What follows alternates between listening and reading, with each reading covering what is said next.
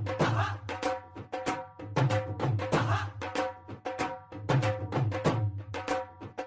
वालेकुम। मैं हूं गुलाम मुर्तजा। मैं मोहम्मद याकूब। मैं गुलजार अहमद। आप देख रहे हैं GM authentic reaction YouTube channel. आप सभी दोस्तों का मेरे इस चैनल पर स्वागत है। अगर आप देखना चाहते हैं ऑथेंटिक रिएक्शन वीडियोस तो मेरे इस चैनल को सब्सक्राइब करें। उम्मीद करता हूं कि तमाम दोस्त खैरियत होंगे। दुआ है कि आप हमेशा खुश रहें, यूं ही हंसते मुस्कुराते रहें। आज हम जिस वीडियो पर रिएक्शन दे रहे हैं, वीडियो का टाइटल देख लेते हैं जी। मेजर साहब की वीडियो है, major Gaurav Rai in conversation with Tahir गोरा।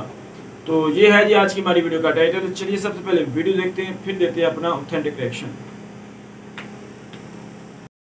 पर अगर कोई अपनी सी पे आ गया कि नहीं, मुझे तो अपने फायदे के लिए मुझे आर्मी चीफ बनना है और मुझे इसके लिए मैं कुछ भी, क्योंकि वही लोग टॉप पे पहुंचते हैं जिनमें इस तरीके की रूथलेसनेस होती है सर।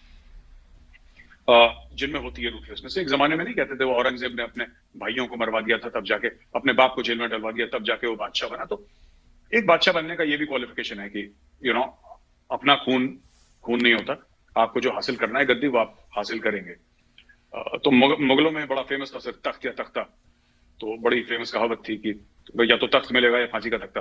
तो तख्त या तख्ता, उसी तरीके से लड़ाई होगी। अब कहने की बात यह है कि जो पाकिस्तानी आर्मी में भी चल रहा है, जो या आपने बताया, जो जैसे कि इमरान खान नियाजी और श्री मजारी साहिबा भी ये बड़े बड़े बयान दे रही हैं बीच में, फौज के खिलाफ कोई जानवर कह रहा है, ये कह रहा है, ये सब सर। मैं तो देखिए, एक जमाने में जब मौलाना फजलुर रहमान 10 लाख लोगों को लेकर इस्लामाबाद आया था, वो किसकी मदद से आया था sir? Who gave him support? It has to be one of the local core commanders sir. तो पाकिस्तान में कोर कमांडर्स जो हैं ये पॉलिटिकल पार्टीज को ऐसा चेस बोर्ड यूज करते हैं सर, चेस पॉन यूज करते हैं चेस बोर्ड पे। Pakistan is a chess board, ये सब लोग खेलते रहते हैं। अब ये सब आपको पता है सर, पाकिस्तान की हिस्ट्री, मतलब आप मुझसे कई गुना बेहतर जानते हैं कि ये सब लोग गेट नंबर 4 की पैदाइश है सर। चाहे वो जुल्फिकार भुट्टो हो, चाहे वो नवाज शरीफ हो, चाहे वो इमरान खान नियाजी हो, ये सब जीएचक्यू की पैदाइश है। और ये फिर वो गले में पट्टा डाल के चेन डाल देते हैं वो लोग, फिर छोड़ते हैं, दूर तक भागता है, फिर सडनली उसको पीछे खींच लेते हैं। ये सब चीजें चलती रहती है। Imran Khan is trying to negotiate अपने लिए अच्छी पैकेज डील। ये जो है ना सर, ये पूरा जो पाकिस्तान में चल रहा है, ये ब्रिंक्समैनशिप जिसको हम अंग्रेजी में कहते हैं, कि जहां तक धकेल सकते हो धकेलो, हु ब्लिंक्स फर्स्ट, कौन अपनी पलकें पैसे। तो ये दोनों आपस में लड़ेंगे सर, दोनों लॉबीज हैं फौज की, इन दोनों को लड़ाएंगी।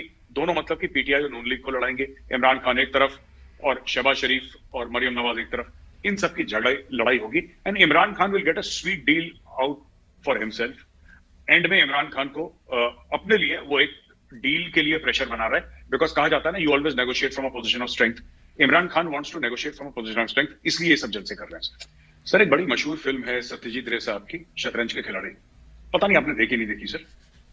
ये अगर कोई शतरंज के खिलाड़ी देख ले, वो फिल्म देख ले, और बड़ी आइकॉनिक फिल्म है सर। मतलब अगर मुझे इंडिया की टॉप 10 फिल्में जो मैंने देखी, अगर मुझे नाम उसमें देना पड़े तो मैं शतरंज के खिलाड़ी का नाम जरूर दूंगा सर। ये इतनी जबरदस्त फिल्म है।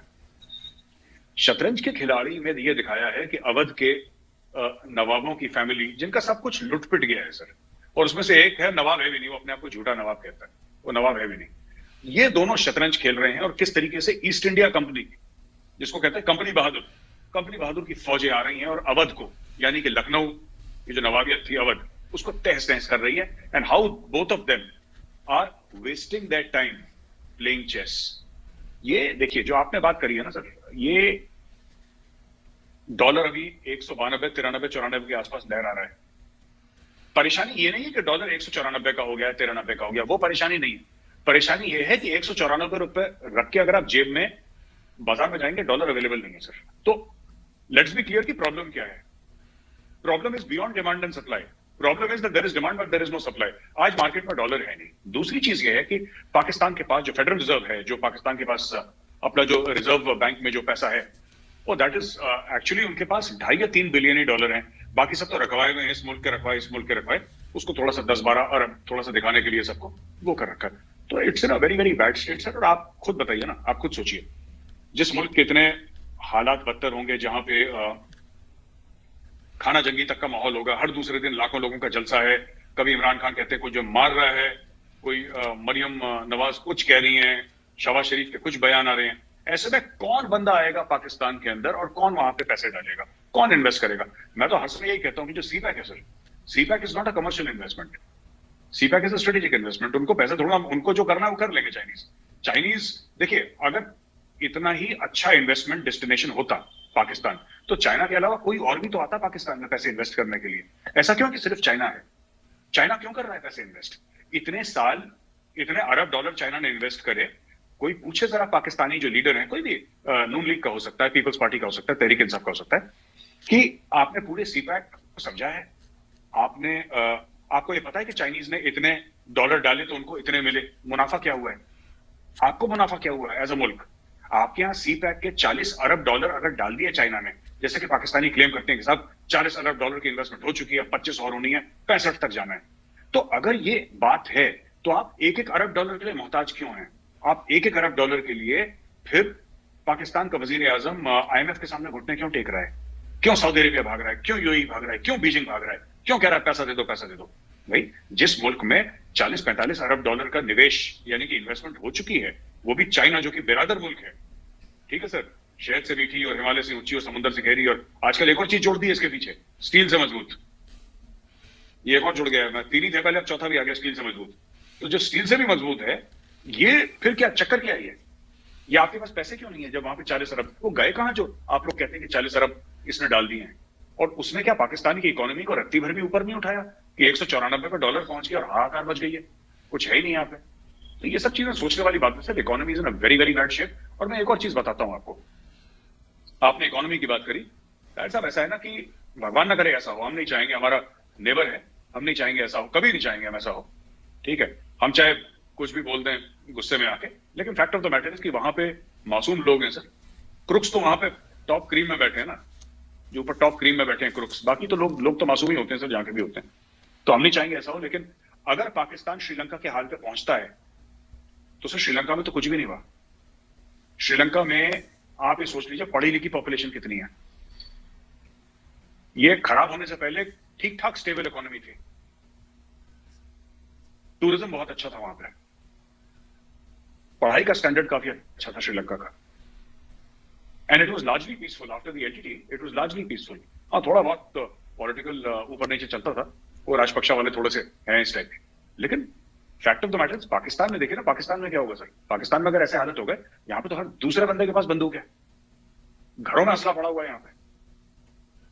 भगवान ना करे, मैं कह रहा हूं, लाख बार कहता हूं भगवान ना करे, अगर कुछ ऐसा हो गया श्रीलंका जैसा, यहाँ पे तो खून खराब हो जाएगा सर पाकिस्तान में। श्रीलंका में तो कुछ भी नहीं हुआ है, प्राइम मिनिस्टर का घर जलाया ना उन्होंने, कुछ गाड़ियां जला दी, कुछ तोड़फाड़ कर दी, कुछ ये कर दिया, वो ठीक है समझ जाएगा, लेकिन पाकिस्तान में अगर ये आग लगती फिर ये बहुत मुश्किल से संभलेगी, and there will be a lot of this thing. तो इनको समझना चाहिए अपने, मैं ये देखिए सर, जरदारी है, जरदारी को अपनी पॉलिटिक्स से मोहब्बत है, ठीक है सर। नवाज शरीफ को अपने खानदान से मतलब है, उसको खानदान से मोहब्बत है अपने नवाज शरीफ को। इमरान खान को खुद से मोहब्बत है, he loves himself more than anybody else in the world. इसमें से पाकिस्तान से मोहब्बत करने वाला कोई है नहीं। तो ये सब अपने अपनी दुकानें चला रहे हैं, नॉट रियलाइजिंग दैट कि मुझे लड्डू दे दो, मुझे लड्डू दे दो, घर में आग लग रही है, and it's going downhill very fast sir. The day is not far when somebody will pull the plug.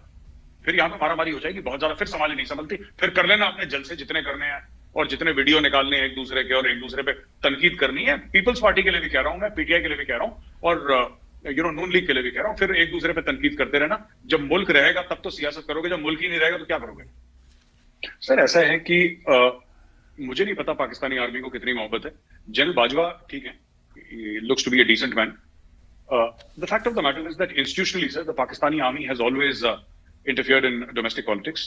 ISI का डोमेस्टिक पॉलिटिक्स का विंग बनाया गया कुछ दिहाई पहले, उसको कंट्रोल करने के लिए।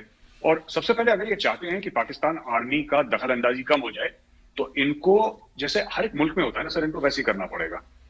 जैसे कि भारत में एक्सटर्नल इंटेलिजेंस और जो लोकल है वो अलग है, इंटेलिजेंस ब्यूरो और the research and analysis wing separate. America में भी अलग है सर, जैसे कि CIA और FBI अलग है, और होमलैंड सिक्योरिटी का मुख्तलिफ काम है, अलग काम है। तो इसमें इशू ये है कि पाकिस्तान में आपने एक एजेंसी को इतना पावर दे दिया है जहां पे उनको विश्वास हो गया है, भरोसा हो गया है कि हम डिसाइड करेंगे कि प्रधानमंत्री कौन बनेगा। जब आप मुझे ही देख लीजिए सर, अभी मैं अगर बड़ी तमीज से और बड़े एटिकेट्स के साथ यहाँ पे बैठा हूं और बड़े आराम से प्यार मोहब्बत से बात कर रहा हूं, और सडनली आप मुझे बोल देंगे साहब आप ये डिसाइड करेंगे कि इस फलाने मुल्क में या इंडिया में आपकी मर्जी से प्राइम मिनिस्टर या प्रेसिडेंट बनेंगे, आपकी मर्जी से पॉलिटिकल पार्टीज चलेंगी, आपके पास जिंदगी और मौत का पावर है, आप किसी भी सहाफी को उठा सकते हैं, उसको गायब कर सकते हैं, आप किसी को गोली मरवा सकते हैं, आपकी कोई अकाउंटेबिलिटी नहीं है। तो मेरे दिमाग खराब तो होना लाजमी है ना सर, 2 मिनट लगेंगे दिमाग खराब हो जाएगा, then I will start believing कि मैं बादशाह सलामत हूं, खुदा हूं मैं।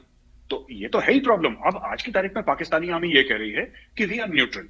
आई think it is too late sir. I think ये जो कमेंट पाकिस्तानी आर्मी से आया है, this is too late, and this is late because आपका 74 साल का जो माजी है वो कुछ और कह रहा है। आप ऐसे नहीं कर सकते ना सडनली।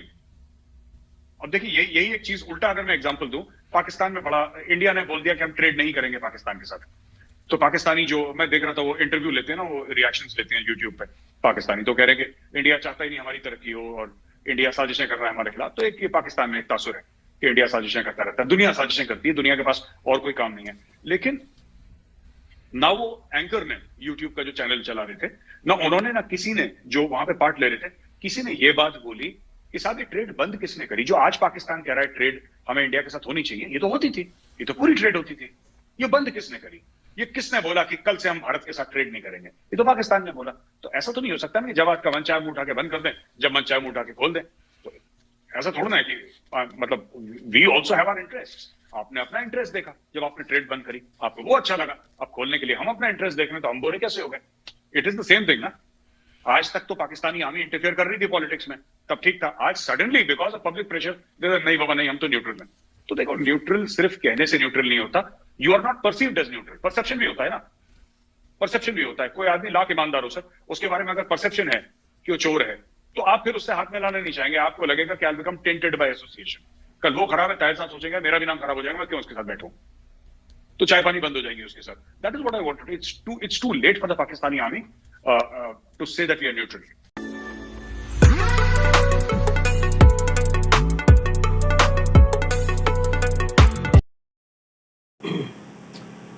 जी तो भाई वीडियो ख़त्म हो चुकी है। आज हमारे साथ भाई याकूब भाई भी हैं, वो भी आज अपना ऑथेंटिक रिएक्शन देंगे। तो मेजर साहब ने भाई आज जो बातें की हैं वो बड़ी अच्छी बातें की हैं, और किसी भी बात में मुझे नहीं लगा कि वो कोई पाकिस्तानी तर्ज कर रहे हैं या कोई गाली दे रहे हैं, या उसका उनका जो लहजा जो है वो हाश हो जाता है, वो नहीं हुआ।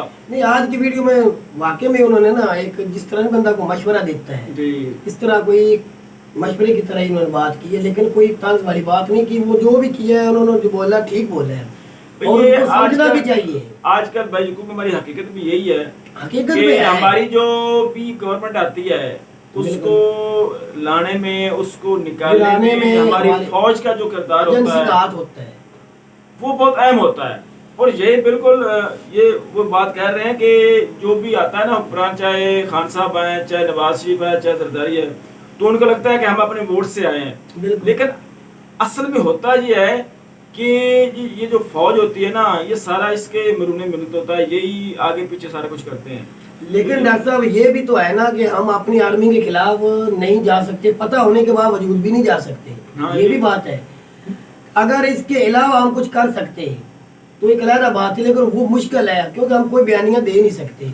पाकिस्तान के अंदर कहीं भी हम नहीं बोल सकते इस तरह के हमारी एजेंसी या ISI के बारे में या फौज के बारे में हम नहीं बोल सकते खुल के। लेकिन मैम इस बात से इत्तेफाक नहीं करता है, वो इसलिए कि अगर हमारी आज ये अफवाज ना होती तो आज हमारा वजूद भी ना होता। ये आपको बात मानना। हाँ बिल्कुल, ये भी है। वो इंटरफेरेंस मुश्किल घड़ी में हमारी फौज ही तो आती हाँ, काम, चाहे कोई। अब भाई बात तो सुन लो आप, मेजर साहब की आप पिछली भी वीडियो उठाकर देख लें। वो कहते हैं कि हमारी फौज को जरूरत नहीं है कि वो किसी भी इंटरनल जो इशू है ना उस पर अपना कोई कमेंट ही कर सके। फौज का काम होता है, जब वो वर्दी पहन लेते हैं ना, उसका काम होता है कि जब भी अपने मुल्क के खिलाफ कोई दुश्मन हमला करता है उसका दिफा करना और अपनी जो बाउंड्री लाइन है उसको कवर करना। इंटरनल जो अफेयर्स होते हैं ना, इंटरनल जो डेमोक्रेसी हो, हुकूमत हो, उसके बारे में वो कह रहे हैं कि हमारी फौज का जितना भी बड़ा ऑफिसर है ना वो कमेंट भी नहीं कर सकता। हमारा मेजर साहब ये होता है असल में रोल। हर वीडियो में ये बात बताते हैं कि फौज का जो काम है वो बॉर्डर पर काम है, लड़ना है फौज का काम, उसका सियासत में कोई हमारा ये भी तो देखो ना मुर्जा भैया, मुझे ये बताएं अगर ये स्टार्टिंग से ना होता तो फिर और बात होती है, शुरू से स्टार्टिंग से ही ये चल रहा है, यही तो मैं बात इसे कर रहा एकदम हूँ हम खत्म भी नहीं कर कि सकते। हमारे मुल्क में अक्सर तो मार्शल लॉ लगे रहे हैं, बिल्कुल, तो जिसका फौजी का दिल चाहा उसने जनाब जिधर जो चाह वो किया। कब्जा किया, कब्जा करके हुकूमत की कोई भी नैरेटिव जो है उन्होंने अपना बेचा, बेच कर वो चले गए। तो फिर जो सियासतदान होते हैं वो भी अंदर से आप ये कह रहे हैं कि सिंसियर नहीं है। अगर अगर भाई अगर सियासतदान होते ना अपने मुल्क के लिए, जिस तरह वो मेजर साहब बात कर रहे थे भी कोई भी, इमरान खान भी अपने लिए काम करता है, इमरान खान अपने लिए नहीं काम करता। अगर उसने अपने लिए करना होता ना, जो उसका ससुर था ना वो दुनिया का अमीर तरीन बंदा में उसका नाम अभी भी है, अब तो ज्यादा है, वो वही खाना उतना पैसा था, साथ नस्ल इमरान खान की रह जाती है। भाई किसी हद तक मेरा तो भाई मेजर इमरान साहब खान की सिर्फ बात कंट्री ही के है। लिए बात करता है और करता रहेगा। ऐसा बंदा अगर पहले कोई आ जाता ना जरदारी नवाज शरीफ की जगह पे, आज हमारी अवाम को, हम पाकिस्तान को इंडिया की बातें ना सुननी पड़ती। ये देखें जिसकी साइन किया हुआ एक कमीज 16 करोड़ 18 करोड़ में बिक रहा है, उसकी पर क्या वैल्यू होगी? बिल्कुल, आपको बंदे की लगता है? वैल्यू देख ले। उसके साइन कितनी वो वैल्यू मुल्क के है? लिए काम कर रहा है, वो किसी के लिए काम नहीं कर रहा। ये अगली बात भी सुन लें, वो जो लड़का है जिसकी कमीज पर साइन किए हैं वो उसको बेच नहीं रहा, वो कहता है मेरे वाह, लीडर ये की है, मोहब्बत वो है। उसको बोला गया है, उसने कहा वो उन्होंने शीशे में लगा के रख दिया, मैं बेचूंगा नहीं। इसकी कदर आपको नहीं उसका पता। बयान ये था कि मुझे पूरी दुनिया की अगर ये जायदाद मिल जाए ना तो क्या है कि ये शर्ट ये कमीज बेच दे, मैं तब भी नहीं बेचूंगा। अच्छा, ये है मोहब्बत। अच्छा, भाई भाई- मेजर साहब ने पहली जो बात की उसमें तो आप बातें नहीं कर रहे कि कौन चाइना सी? चाइना के अलावा भाई, भी उस हमें पर भी अपना आ आप रहे हैं। सोचना उसी चाहिए। पैक की उसी बात पैक। कर रहे मैं हैं। उस पर आ रहा हूँ। अभी बात वो यह है कि जितना भी ये हम बात कर रहे हैं कि खान साहब ये वो अपनी जगह पर, लेकिन असल बात यह है कि हमारा जो मेन पॉइंट है वो ये है कि हमारी गवर्नमेंट जो भी आती है ना, वो कोई खान साहब तो हम कह सकते हैं कि भाई वो अपने लिए नहीं आए। वो मैं ये एक जो पॉइंट है इस पर मैं मेजर साहब की बात पर इत्तेफाक नहीं करता, लेकिन बाकी सारी बातों में इत्तेफाक करता हूँ। लेकिन हमारे मुल्क का अलमिया ये है कि मुल्क के लिए कोई भी नहीं सोच रहा। हर कोई जो मेजर साहब की बात बिल्कुल ठीक है कि हर कोई जो है वो अपने लिए सोच रहा है, कोई अपने खानदान के लिए सोच रहा है, कोई अपनी जायदादें बना रहा है। ये जो अलमिया हमारे मुल्क के साथ चिमड़ा हुआ है ना, ये हमारे मुल्क को वो जो श्रीलंका के साथ हुआ है ना उसकी तरफ लेकर जा रहा है।